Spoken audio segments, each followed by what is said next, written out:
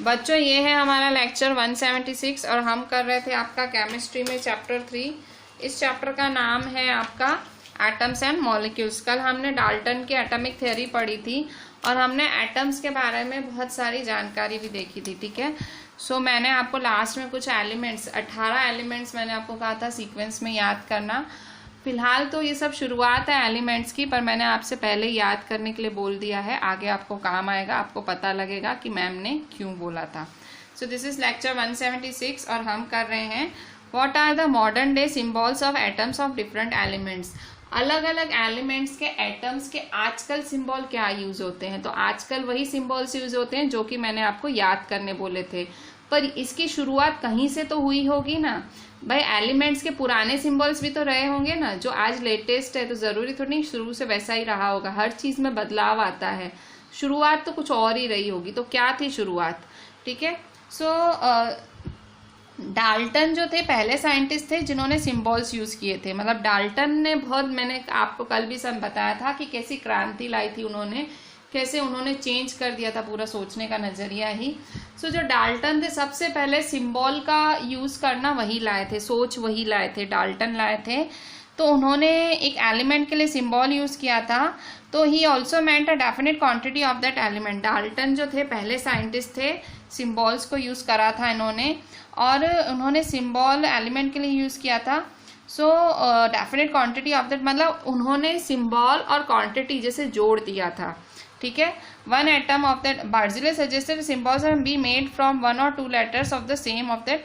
अब बर्जिलिस एक और साइंटिस्ट थे। ठीक है, सो डाल्टन ने सिंबल का कॉन्सेप्ट लाया। Dalton was the first scientist to use the symbols for elements in a very specific sense. उन्होंने कहा भाई, डाल्टन ने कहा सिंबल यूज करना चाहिए, अच्छी बात है। पर बर्जिलिस ने फिर थोड़ा सा अपना भी उन्होंने अपनी इंटेलिजेंस दिखाई। बर्जिलिस ने कहा, बर्जिलिस भी एक साइंटिस्ट थे, उन्होंने सजेस्ट किया कि भाई सिंबल्स के जो एलिमेंट्स के सिंबल्स हैं उन्हें 1 or 2 लेटर्स में उनके नाम से ही नाम हो जाना चाहिए। जैसे कि कल आपने याद करा होगा, तो हाइड्रोजन का सिंबल H है, हीलियम का HE है, लिथियम का Li है, बेरिलियम का Be है, बोरॉन का B है। तो ये सब कहाँ से?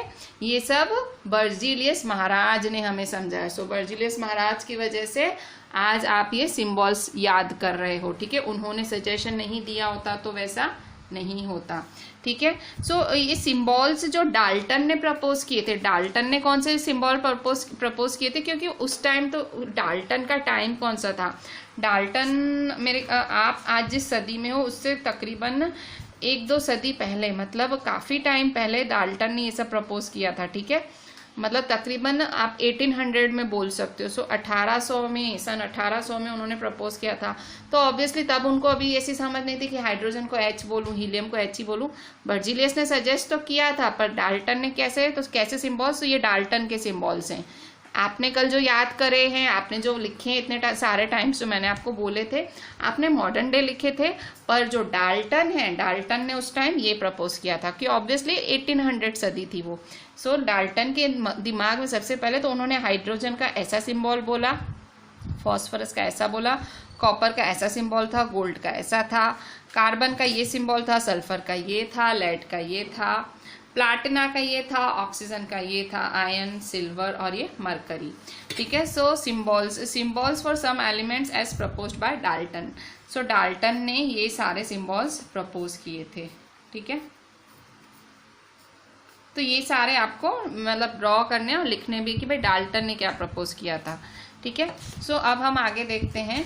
सो जो शुरुआत थी, मतलब कैसे शुरुआत कैसे हुई? नामकरण तो समझे, पर जो नामकरण के अलावा सिंबलकरण, ठीक है, सिंबल।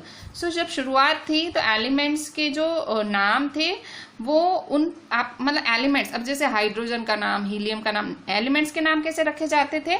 एलिमेंट्स के नाम वहाँ की जगह के हिसाब से रखे जाते थे। ठीक है, प्लेस के हिसाब से रखे जाते थे जहाँ से वो सबसे पहली बारी पाए गए हैं।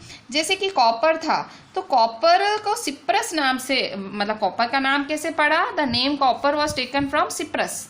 ठीक है, मतलब शुरुआत में जब बिल्कुल एलिमेंट्स जब बन रहे थे, देखो साइंटिस्ट भी उस टाइम कोई, मतलब ऑब्वियसली आप कुछ आप कुछ भी कर रहे हो तो हर चीज़ का कोई ना कोई लॉजिक, कोई ना कोई फंडा तो ज़रूर रहा होगा।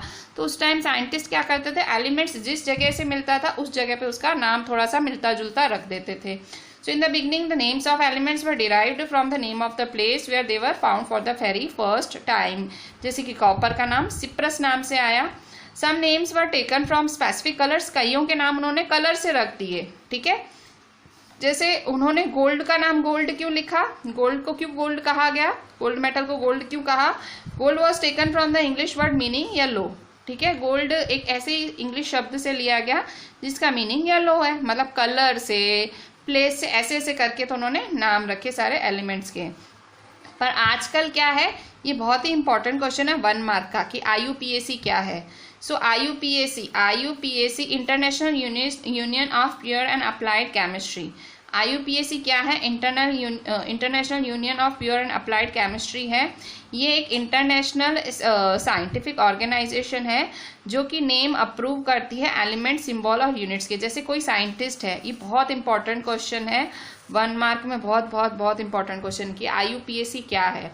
सो IUPAC एक ऐसी संस्था है, ऐसी इंटरनेशनल संस्था है, इसका फुल फॉर्म क्या है, IUPAC का international union of pure and applied chemistry, ठीक है। सो IUPAC एक इंटरनेशनल साइंटिफिक ऑर्गेनाइजेशन है, एक इंटरनेशनल साइंटिफिक ऑर्गेनाइजेशन है जो कि एलिमेंट, सिंबल और यूनिट्स के नाम अप्रूव करती है। भाई एलिमेंट का नाम आपको पहले उनको जाके बताना पड़ेगा, भाई मैंने ये एलिमेंट ढूंढा है, मैं इसका ये नाम रख सकता हूँ क्या, इसका ये सिंबल ये बोल सकता हूँ क्या, इसकी यूनिट में ये बोल सकता हूँ। सो पहले आपको इस संस्था के पास से जाके अप्रूव कराना पड़ेगा, उसको चिट्ठी लिखनी पड़ेगी और फिर सामने से चिट्ठी है कि वैसा कुछ। So many of the symbols are the first 1 or 2 letters of the elements name in English। कईयों के नाम तो आपने देखे ही हैं भाई, पहले 2 शब्दों से उनके नाम, सिंबल आपने कल मैंने याद भी कराए। So many of the symbols are the first 1 or 2 letters of the elements name in English। The first letter of a symbol is always written as a capital। ये भी चीज़ कल आपने नोट की होगी। ये मेरा पर्पस ही ये था, पहले ही आपको सिंबल और एलिमेंट्स पहले ही दिखा देने का मेरे को पर्पस ही ये था कि जब मैं आपको पढ़ाऊँ तो आप थोड़ा सा रिलेट कर पाओ कि मैम बोल क्या रही है, ठीक है। अगर मैं पहले ये पढ़ा देती और फिर आपको याद करने बोलती तो भी कोई प्रॉब्लम नहीं थी, आपको समझ तो आता, पर आप ज़्यादा रिलेट कर पा रहे हो जो मैं बोल रही हूँ। यहाँ क्या लिखा हुआ है कि सिंबल के नाम, उनका जो फर्स्ट लेटर है वो कैपिटल है और जो सेकंड लेटर है वो स्मॉल है, ठीक है। तो आपने कल ऐसा ही कुछ याद किया है। So first letter of a symbol is always written as a capital letter and the second letter as a small, ठीक है। सो ये एक रूल भी है कि भाई सिंबल कैसे लिखा जाता है, first letter capital, second letter small. So यहाँ पे एग्जाम्पल भी लिखा हुआ है, देखो फॉर एग्जाम्पल अगर हाइड्रोजन एलिमेंट है तो उसका सिंबल है H, एल्यूमिनियम है तो Al है, ठीक है। आप देखो A बड़ा और L छोटा लिखते हो, ठीक है, नहीं ना कि A बड़ा L बड़ा, ठीक है, ऐसा नहीं, और ये ऐसा होता है। कोबाल्ट को C बड़ा O छोटा, ना कि C बड़ा O बड़ा, ठीक है, इस तरह से लिखा जाता है, ना कि ऐसे, ठीक है। So symbols of some elements are formed from the first letter of the name and a letter appearing letter in the name, ठीक है। जो सिंबल्स हैं तो सिंबल्स कैसे बनाए जाते हैं, पहले लेटर के हिसाब से बनाए जाते हैं और सेकेंड लेटर के हिसाब से बनाए जाते हैं ज़्यादातर, ना मोस्टली, पर कोई फिक्स नहीं है। अब जैसे क्लोरीन है, क्लोरीन 17 नंबर था। सो क्लोरीन का जो सिंबल है वो कैसा है, तो C, ठीक है, C पहला कैपिटल, पर L लिया गया, देखो H नहीं, CH नहीं, CL है, ठीक है। जैसे जिंक है तो ZN उसका सिंबल है, ना कि ZI है, ठीक है। सो ये थोड़े से कि कईयों फर्स्ट लेटर तो है पर दूसरा लेटर दूसरे तीसरे शब्द का है, ठीक है। सो बाकी सिंबल्स हैं, other symbols have been taken from the name of elements in Latin, Greek और जर्मन। और जो बाकी सिंबल्स हैं, यहाँ मतलब आपको सिंबल की कहानी बता रहा है कि सिंबल्स कैसे कैसे पढ़े, भाई हाइड्रोजन H क्यों पढ़ा, सिलिकॉन SI क्यों पढ़ा, जिंक को ZN क्यों बोलते हैं, ठीक है। ये सब आपको एक्सप्लेनेशन दे रहा है कि भाई कुछ भी साइंस में कोई भी चीज़ बिना लॉजिक के या आसमान से नहीं टपकती है, हर चीज के पीछे कोई कहानी, कोई लॉजिक होता है। वो ये एनसीईआरटी में आपको वही कहानी बता रहा है सिंबल्स की, ताकि जब आप याद करो तो आपको ऐसा ना लगे आप रट रहे हो, आपको एक लॉजिक के साथ आप याद करो।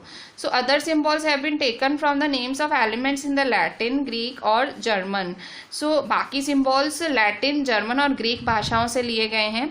For example the symbol of iron is Fe। अब देखो आयन का सिंबल, वैसे आप अगर कहोगे कि अगर इस रूल को फॉलो करें कि आयन का फिर तो नाम I कैपिटल R स्मॉल होना चाहिए, पर आयन का तो F कैपिटल E स्मॉल है। तो क्यों ऐसे है, क्यों ऐसे है? सो कारण है कि क्योंकि from its Latin name, actually ion का लैटिन नेम है फेरम। देखो ये कितना आपके लिए जानकारी इंपॉर्टेंट है कि भाई आयन का जो लैटिन नहीं है, आयन तो कॉमन नेम है, ठीक है, आयन हम सब कॉमनली आयन बोलते हैं, पर एक्चुअली उसका लैटिन नेम फेरम है, और फेरम के फर्स्ट दो शब्द से उसका सिंबल है फेरम, Fe, ठीक है। मतलब हर चीज के पीछे कारण है। अगर आयन का सिंबल Fe बोल रहे हैं तो उसका भी एक कारण है। सोडियम, अब सोडियम कल मैंने आपको याद कराया था तो आपने देखा होगा सोडियम, तो सोडियम की N कैपिटल है, A स्मॉल है, क्यों है? सो उसका भी कारण है।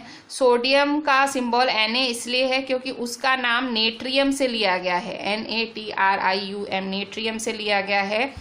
पोटेशियम का सिंबल K इसलिए है क्योंकि पोटेशियम का नाम केलियम से लिया गया है, Ka, उसका नाम लैटिन वगैरह में केलियम है। सो पोटेशियम का सिंबल है K, ठीक है। So therefore each element has a name and a unique chemical symbol. तो आपको वही बताने की कोशिश कर रहा है कि हर सिंबल का एक अलग ही नाम है और उसका अलग ही यूनिक सिंबल है, मतलब हर लॉजिक छिपे हुए हैं पर हर किसी का अलग ही सिंबल है। सल्फर का S है, सिलिकॉन का SI है, ठीक है, तो दोनों अलग अलग है, भले S से चालू हो रहे हैं पर सल्फर का S है और सिलिकॉन का SI है, यूनिक है, ठीक है। मैं सल्फर का सिंबल SI नहीं बोल सकती हूँ, टीचर मेरा गलत कर देगा आंसर। मैं सल्फर का ऐसा ही सल्फर का मुझे S ही बोलना पड़ेगा, सिलिकॉन का SI बोलना पड़ेगा, ठीक है। सो यहाँ सिंबल्स की कहानी को ख़त्म करके इन लोगों ने आपको कुछ एलिमेंट्स के सिंबल भी दे दिए हैं और ये सारे सिंबल्स आपको लिखने हैं। You have to write this whole table, ठीक है। एक एक चीज़ एनसीईआरटी में एक चीज़ बहुत ज़्यादा इम्पॉर्टेंट होती है, ठीक है। सो कोई भी चीज़ इग्नोर नहीं करें, हर चीज़ बहुत इम्पॉर्टेंट होती है। सो यहाँ देखो एल्यूमिनियम है, एल्यूमिनियम का सिंबल है capital A small l, argon का सिंबल है capital A small r, barium का सिंबल है capital B small a, boron का ओनली B है, ब्रोमीन का capital B small r, calcium का कैपिटल C स्मॉल a। ये देखो कैसे लाइन से इन्होंने कैसे, मतलब यहाँ आपको ये दिखाना चाह रहे हैं, कंपेयर कराना चाह रहे हैं कि भाई देखो एल्यूमिनियम Al है, आर्गन Ar है, बेरियम Ba है, बोरॉन B है, ब्रोमीन Br है, कैल्शियम Ca है, कार्बन C है, क्लोरीन Cl है, कोबाल्ट CO है, कॉपर Cu है, फ्लोरीन का F है, गोल्ड का Au है, ठीक है। अब गोल्ड का सिंबल Au है, कंफ्यूज नहीं होना। मैंने आपको बताया था ना कई नाम लैटिन से भी आते हैं, उनके सिंबल भी वैसे ही आते हैं।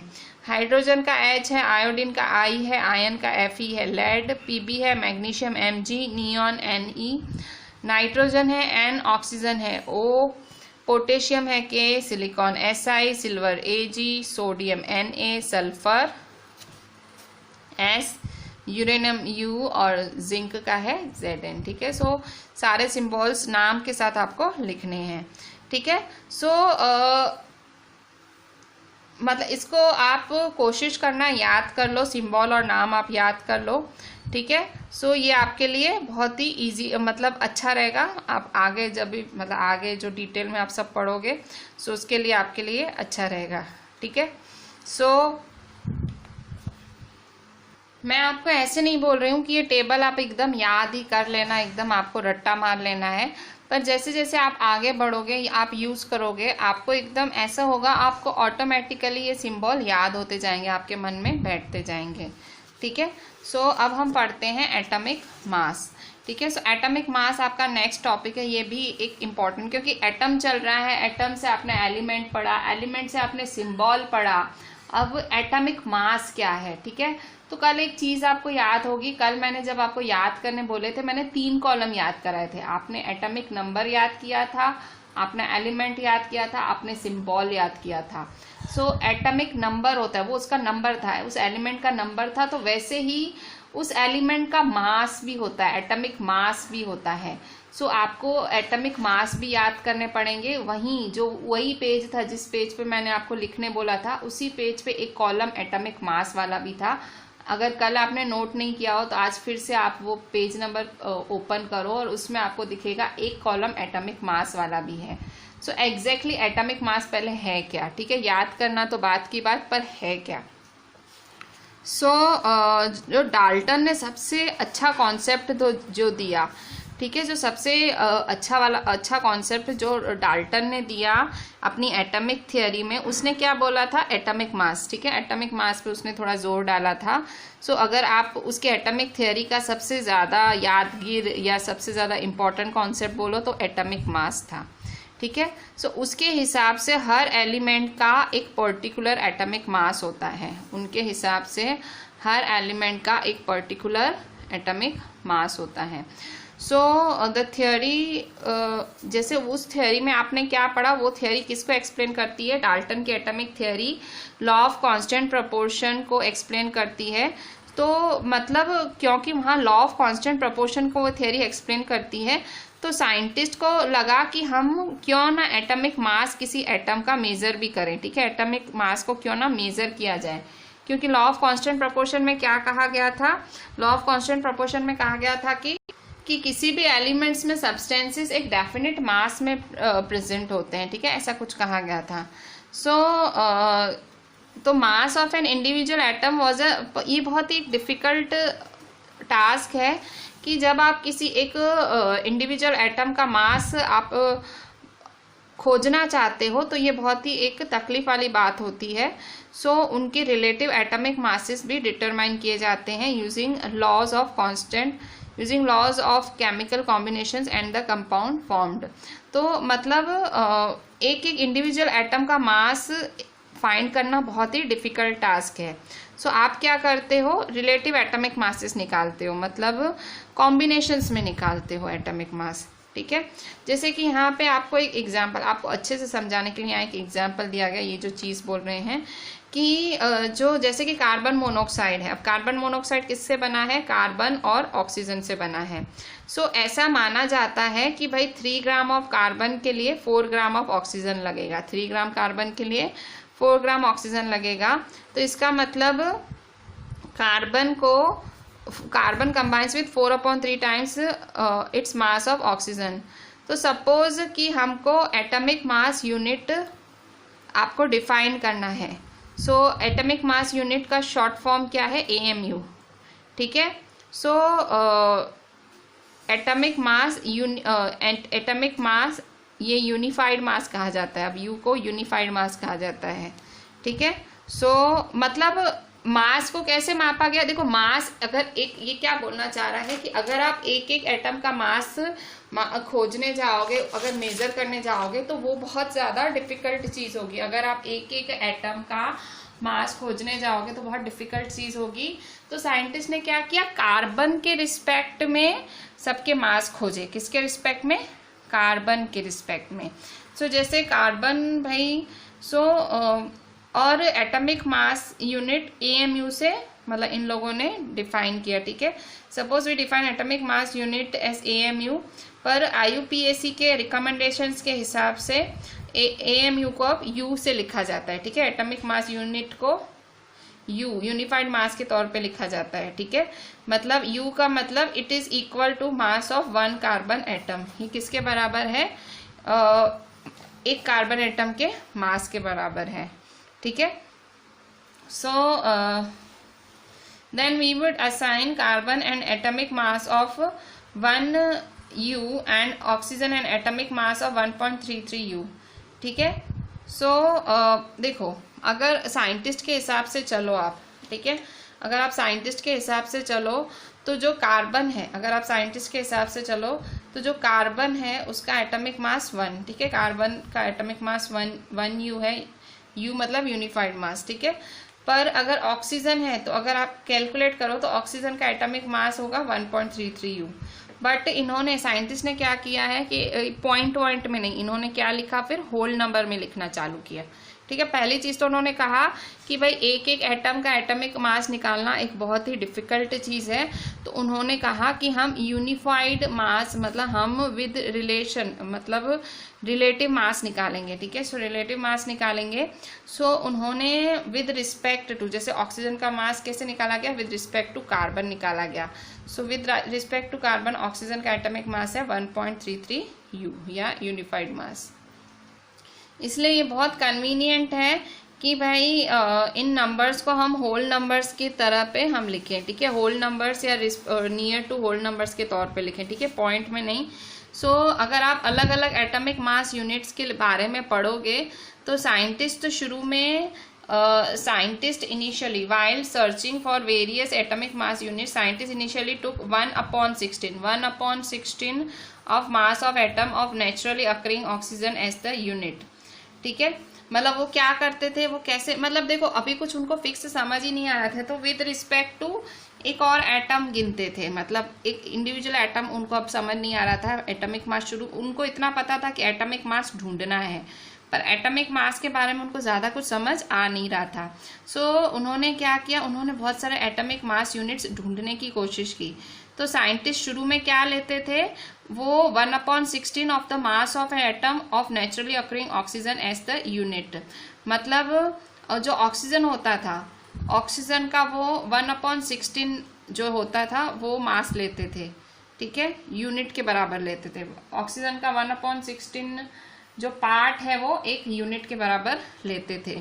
सो ये उस टाइम उनको सही लगा उस टाइम। ठीक है, तब वो क्या करते थे, ये बहुत ही एक 1 मार्क में इंपॉर्टेंट क्वेश्चन है कि उस टाइम साइंटिस्ट क्या करते थे।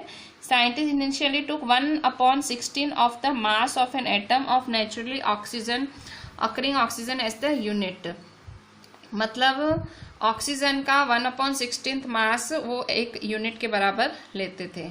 ठीक है, सो इन दो रीजंस की वजह से ये चीज़ रेलेवेंट मानी गई, सही मानी गई। कौन से दो कारणों की वजह से ये चीज़ अपनाई गई।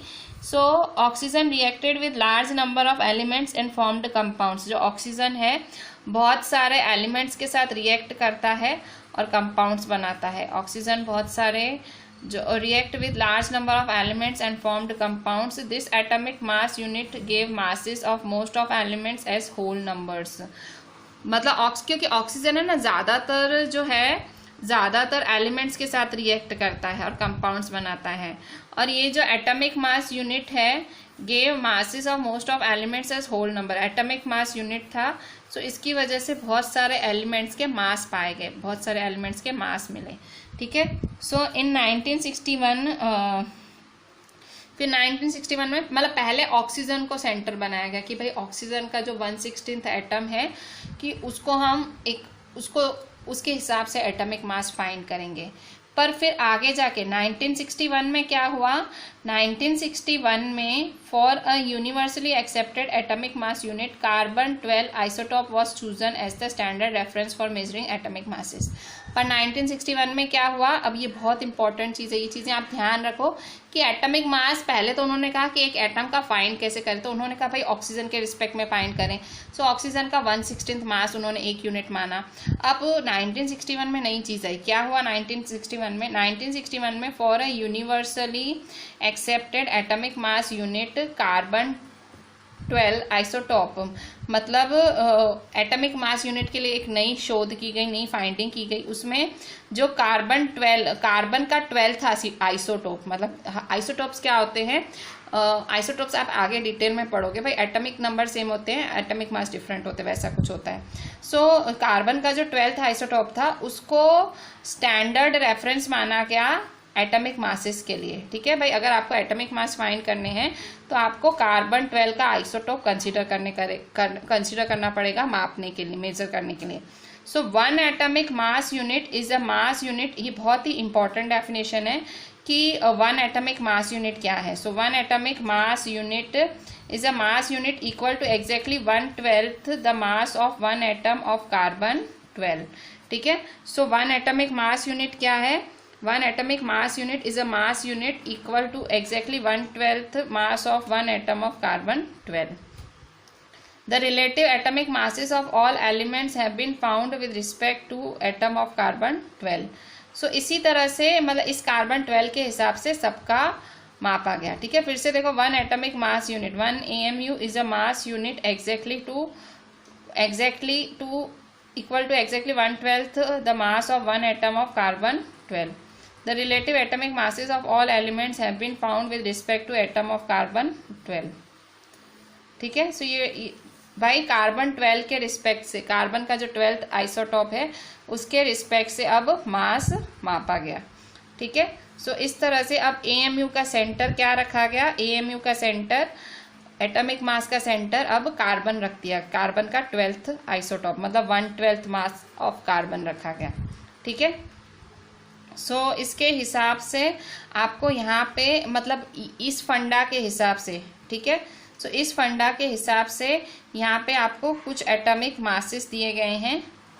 ठीक है, यहाँ पे देखो ये सब एटॉमिक मास हैं। ठीक है, ये जो लॉजिक है इसके हिसाब से तो हाइड्रोजन का एटॉमिक मास क्या फाइंड किया गया 1, कार्बन का एटॉमिक मास 12, नाइट्रोजन का 14, ऑक्सीजन का 16, सोडियम का 23, मैग्नीशियम का 24, सल्फर का 32, क्लोरीन का 35.5, कैल्शियम का 40। यहाँ पे कुछ ही एलिमेंट्स का एटॉमिक मास दिया गया है कि कोई पूछे एटॉमिक मास ऑफ हाइड्रोजन क्या है 1, एटॉमिक मास ऑफ कार्बन क्या है 12।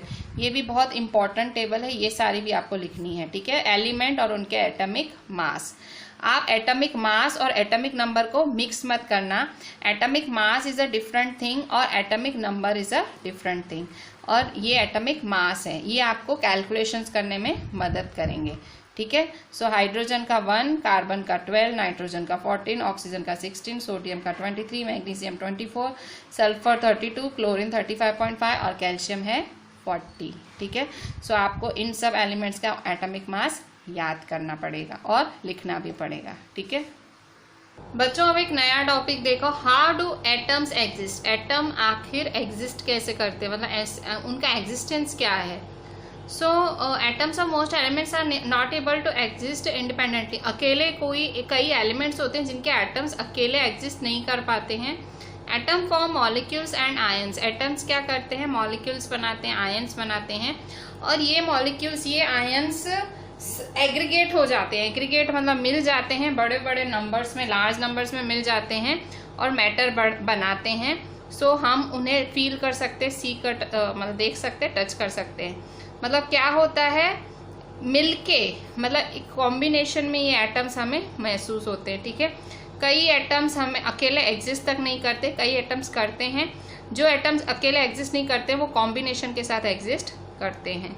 ठीक है, अभी इससे रिलेटेड 2 आपके इन टेक्स्ट क्वेश्चंस हैं। Define the atomic mass unit and why is it not possible to see an atom with naked eye. तो ये दोनों हमें आंसर करने हैं। सो देखो, डिफाइन एटॉमिक मास यूनिट को पहले हम करते हैं। So define atomic mass unit, 1 atomic mass unit is equal to exactly 1/12 mass of 1 atom of carbon 12। 1 atomic mass unit is equal to exactly 1/12 मतलब 1/12 mass of 1 atom of carbon 12.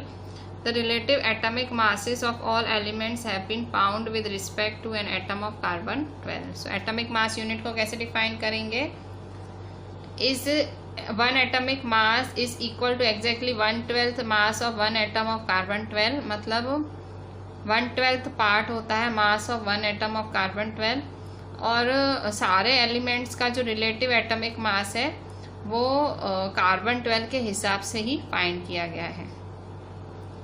Y is it not possible to see an atom with naked eyes. Naked eyes मतलब बिना चश्मे या बिना lens के क्यों possible नहीं है किसी भी एटम को देखना। So atom is too small, atom बहुत ज़्यादा स्मॉल है to be seen with naked eyes. It is measured in nanometres, एकदम नैनोमीटर्स में मेजर किया जाता है। 1 metre is equal to 10⁹ nanometre. ठीक है, सो ये 2 क्वेश्चंस हैं जो आपको आपकी नोटबुक में लिखने हैं। ठीक है, सो अब हम चालू करते हैं नया टॉपिक जिसका नाम है मॉलिक्यूल। देखो, what is a molecule. Molecule क्या है। A molecule is in general a group of 2 or more atoms that are chemically bonded together that is tightly held together by attractive forces. A molecule can be defined as the smallest particle of an element or a compound that is capable of an independent existence and shows all properties of that substance. Molecule क्या है? So molecule in general एक group of 2 or more atoms है, 2 या उससे ज़्यादा atoms का group है जो कि केमिकल बॉन्डेड होते हैं, साथ में बॉन्डेड होते हैं और मतलब अट्रैक्टिव फोर्सेस से वो जुड़े हुए होते हैं। ठीक है, मतलब मॉलिक्यूल क्या होता है, जब 2 या उससे ज़्यादा एटम्स ज्वाइन होते हैं, ग्रुप अप होते हैं, तो मॉलिक्यूल बनता है। मॉलिक्यूल कब बनता है? जब 2 या उससे ज़्यादा एटम्स ग्रुप बनाते हैं। ठीक है, सो और वो कैसे अटैच होते हैं? वो अट्रैक्टिव फोर्सेस से। ठीक है, so a molecule can be defined as the smallest particle of an element और a compound that is capable of an independent existence and shows all the properties of that substance. So molecule क्या है? Molecule can be defined as smallest particle of an element. Molecule क्या है? Element का सबसे छोटा particle है और a compound, element का या compound का सबसे छोटा particle है जो खुद ही एग्जिस्ट हो सकता है। देखो एटम में हमने क्या पढ़ा था, शायद वो खुद हो एग्जिस्ट, शायद ना हो, पर मॉलिक्यूल में ऐसा नहीं है, मॉलिक्यूल खुद ही एग्जिस्ट हो जाता है। ठीक है, so and shows all the properties of that substance. So a molecule can be defined as smallest particle of an element और a compound that is capable of an independent and shows all the properties of that substance. सारी properties दिखाता है substance की। ठीक है, सो कहाँ से कहाँ तक हमें लिखना है? So a molecule is generally a group of 2 और more that are chemically bonded together, tightly held together by attractive forces. Molecule can be defined as smallest particle that is capable of an independent and shows all the properties of substance. ठीक है, सो एक और तरह से इसकी definition लिखी जा सकती है, एटम्स ऑफ सेम एलिमेंट और of different elements. Same elements या डिफरेंट एलिमेंट्स के जो एटम्स हैं वो टुगेदर ज्वाइन होते हैं और मॉलिक्यूल्स बनाते हैं। ठीक है, एटम्स ऑफ सेम एलिमेंट या डिफरेंट एलिमेंट्स जो साथ में ज्वाइन होके मॉलिक्यूल्स बनाते हैं। अब नेक्स्ट पेज पे है मॉलिक्यूल्स ऑफ एलिमेंट्स। एलिमेंट्स के मॉलिक्यूल कैसे होते हैं? ठीक है, सो मॉलिक्यूल्स ऑफ एन एलिमेंट, किसी भी एलिमेंट के मॉलिक्यूल एक ही तरह के एटम्स के बनते हैं। Molecules of many atoms such as argon, helium etcetera are made up of only 1 atom of that element. मतलब जैसे कि आर्गन है, हीलियम है, वो एक ही एटम का बनता है, पर यह हर किसी के साथ नहीं होता है। देखो मेटल्स में ये बहुत ही याद करने जैसी चीज़ है, आप ध्यान से इसको मन में रखो कि मॉलिक्यूल्स ऑफ मैनी एलिमेंट्स, बहुत सारे एलिमेंट्स होते हैं जैसे कि आर्गन, हीलियम, उनके जो मॉलिक्यूल्स होते हैं, आर्गन हीलियम के जो मॉलिक्यूल्स होते हैं वो सिर्फ एक ही तरह के एटम के बने हुए होते हैं, वन एटम के ही, एक एटम के।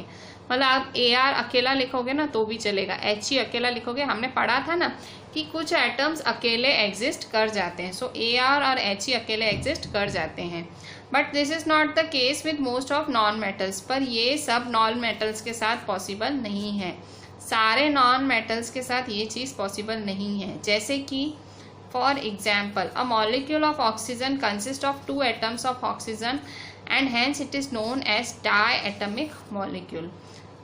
एक जो मॉलिक्यूल ऑक्सीजन का जो मॉलिक्यूल होता है उसमें 2 एटम्स ऑफ ऑक्सीजन होते हैं। मतलब आप कभी भी ऑक्सीजन को सिर्फ O नहीं लिख सकते हो, आपको उसको O2 लिखना पड़ेगा। ठीक है, सो a molecule of oxygen consists of 2 atoms of oxygen and it is known as diatomic molecule O2. If 3 atoms of oxygen unite into molecule instead of usual 2, we get ozone O3. ठीक है, अगर oxygen के 3 atoms होते हैं तो हम क्या बोलते हैं, वो ओजोन हुआ O3। ठीक है, if 3 atoms of oxygen unite into a molecule, अगर 3 ऑक्सीजन के 3 एटम्स मिलते हैं तो वो मिलके एक मॉलिक्यूल बनाते हैं। 2 बनाते हैं तो वो ऑक्सीजन होता है O2, अगर 3 बनाते हैं तो ओजोन बनाते हैं O3। ठीक है, 2 बनाते हैं तो ऑक्सीजन O2, ठीक है, 3 बनाते हैं तो ozone O3। The number of atoms constituting a molecule is known as atomicity. ठीक है, तो जो एटम्स होते हैं, number of atoms constituting a molecule is known as its atomicity. जो अब ये वाली इम्पॉर्टेंट डेफिनेशन है, इसको याद रखना और लिखना भी है। मैं जो भी टिक कर रही हूँ वो सब आपको लिखना है, वो पॉइंट्स आपको मेंटेन करने हैं, ठीक है। ये सारे अच्छे पॉइंट्स हैं, आपको याद होने चाहिए। The number of atoms constituting a molecule, एक मॉलिक्यूल में जितने भी एटम्स होते हैं उसे हम एटमिसिटी कहते हैं। जैसे ये O2 है तो ऑक्सीजन की एटमिसिटी क्या हुई 2, जैसे O3 है तो ओजोन की एटमिसिटी क्या हुई 3, ठीक है। सो वैसे the number of atoms constituting a molecule is known as its atomicity, ठीक है। सो मेटल्स और कुछ और एलिमेंट्स जैसे कि कार्बन, उनका बहुत ज़्यादा सिंपल स्ट्रक्चर नहीं है, पर इनमें बहुत ज़्यादा एटम्स होते हैं, ठीक है। काफ़ी मेटल्स और बहुत सारे एलिमेंट्स जैसे कि कार्बन, इनका स्ट्रक्चर सिंपल नहीं होता है, पर इनमें बहुत ज़्यादा लार्ज और इनडेफिनिट नंबर ऑफ एटम्स होते हैं कि जो साथ में जुड़े हुए होते हैं, ठीक है। सो ये चीज़ भी आप याद रखना, ये मैं लिखवा नहीं रही हूँ पर ध्यान देना कि बहुत सारे मेटल्स, मतलब मोस्टली सारे metals and some other elements, कुछ एलिमेंट्स जैसे कि कार्बन, उनका स्ट्रक्चर सिंपल नहीं होता है, पर बहुत लार्ज और indefinite number of atoms bond होते हैं इनमें, ठीक है। बहुत ज़्यादा एटम्स बॉन्डेड होते हैं, ठीक है। सो यहाँ देखो, यहाँ कुछ एलिमेंट्स की एटोमिसिटी लिखी गई है, मतलब एटोमिसिटी, ये आपको ये टेबल ज़रूर लिखनी है, ये आपको केमिकल रिएक्शंस में भी काम आएगी, ठीक है।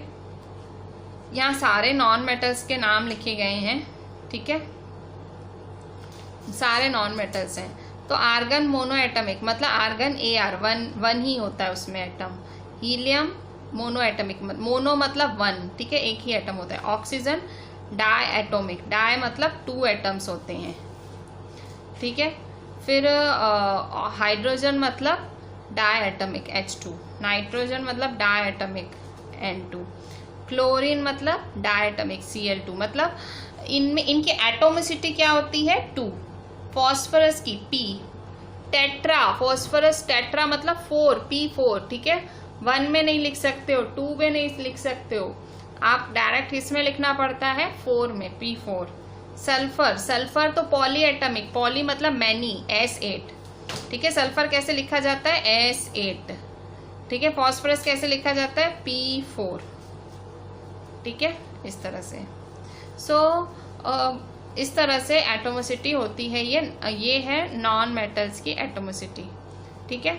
अच्छा, अब मॉलिक्यूल्स ऑफ कंपाउंड्स क्या होते हैं, तो देखो molecules of compounds, atoms of different elements join together in definite proportions to form molecules. अलग अलग एलिमेंट्स के एटम्स जो हैं साथ में जुड़ जाते हैं, अलग अलग प्रोपोर्शंस में जुड़ते हैं और मॉलिक्यूल्स बनाते हैं कंपाउंड्स के, ठीक है।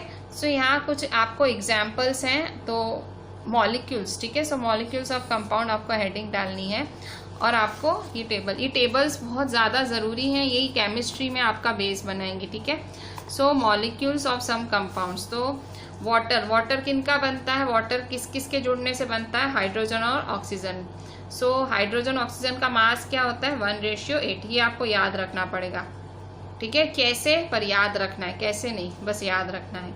अमोनिया, तो अमोनिया किसका बनता है, नाइट्रोजन और हाइड्रोजन का, इसका मास क्या होता है, नाइट्रोजन 14, हाइड्रोजन 3, 14:3। कार्बन डाइऑक्साइड किसका बनता है, कार्बन और ऑक्सीजन का, इसका मास क्या होता है 3:8, ठीक है। ये टेबल्स तो आपको एकदम लिख ही देनी है, ठीक है, बहुत इंपॉर्टेंट टेबल्स हैं, लिखते आपको बाय हार्ट भी कर देनी है, ठीक है। सो अभी यहाँ देखो, यहाँ एक रेशियो निकाला है इन्होंने, देखो रेशियो कैसे निकाला ये भी आपको लिखना है। यहाँ इन्होंने वाटर में हाइड्रोजन और ऑक्सीजन होता है ना, उसका रेशियो निकाला है, ठीक है। सो मास ऑफ हाइड्रोजन क्या होता है 1, हमने देखा अभी 1:8 होता है ना, ये देखो रेशियो बाय मास, देखो 1:8। सो रेशियो बाय मास क्या है 1 और 8 है। सो एटॉमिक मास क्या होता है, एटॉमिक मास यूनिट हाइड्रोजन 1 है और ये 1:16 होता है, ठीक है। एटॉमिक मास यूनिट 1:16 है और रेशियो बाय मास इसका 1:8 है, ठीक है। So mass ratio upon atomic mass, इसका और इसका डिवाइड करेंगे, सो 1/1 1, 8/16 1/2, ठीक है। सो रेशियो क्या होगा हमारा, तो यहाँ देखो ये हाइड्रोजन है और ये ऑक्सीजन है, सो हम सिंपल रेशियो लिखेंगे इसका, तो ये देखो हाइड्रोजन और ऑक्सीजन का रेशियो कैसे लिखा है इन्होंने, hydrogen upon oxygen. So hydrogen है 1 और ऑक्सीजन है 1/2। ठीक है, सो क्या होगा, ये देखो रेसिप्रोकल, अपॉन का अपॉन है तो ये सीधा ऊपर जाएगा। ठीक है, सो 2/1 तो हो गया ना 2/1। ठीक है, तो इसलिए आपको पता होगा कि जब भी हम वाटर लिखते हैं तो हम H2O लिखते हैं, 2 मॉलिक्यूल्स ऑफ हाइड्रोजन और 1 मॉलिक्यूल ऑफ ऑक्सीजन, H2O। ठीक है, so the ratio by number of atoms for water is 2:1। So water का 2:1 कैसे आया, ऐसे आया। रेशियो बाय मास 1:8 होता है, रेशियो एटॉमिक मास यूनिट 1:16 होता है, 1/1 1, 8/16 1/2। ठीक है, इसका अपॉन लिखेंगे तो 2:1। ठीक है, सो इस तरह से ये टेबल भी आपको लिखनी है। ठीक है, so with this I am ending our today's lecture. ये चीज़ें बहुत ज़्यादा इम्पॉर्टेंट हैं, आपको ये चीज़ें बहुत अच्छे से करनी पड़ेंगी। ठीक है, सो आज एक और नई चीज़ मैं आज आपको याद करने दे रही हूँ बच्चों। बस मेरे को ये आपको एटॉमिक मास बोलना है, ये आपको बहुत अच्छे से इस चैप्टर में करना है। हाइड्रोजन का 1, कार्बन का 12, नाइट्रोजन का 14 आपको याद कर लेना है। ठीक है, सो ये कुछ ऐसे एलिमेंट्स हैं जिनका एटॉमिक मास घड़ी घड़ी आपको सम्स वगैरह में यूज होगा, तो बस आपको ये बहुत अच्छे से करना है। ठीक है, सो आपको मैंने ये लिखने तो बोला है बीच में, पर मैं आपको ये 3 टाइम्स लिखो, मैं वही सजेस्ट करूँगी। ठीक है, ये आपको 3 टाइम्स लिखनी है ये टेबल। ठीक है, so write each and everything properly. जो भी टेबल्स मैंने कही वो सारी आपको बनानी है, आपको सारी पॉइंट्स अच्छे से लिखनी है, पॉइंट वाइज सब कुछ आपको मेंटेन करना है। एंड स्पेशली दिस टेबल, ये टेबल आपको 3 टाइम्स करनी है। ठीक है, so just do it and right each and everything properly and WhatsApp me. Thank you.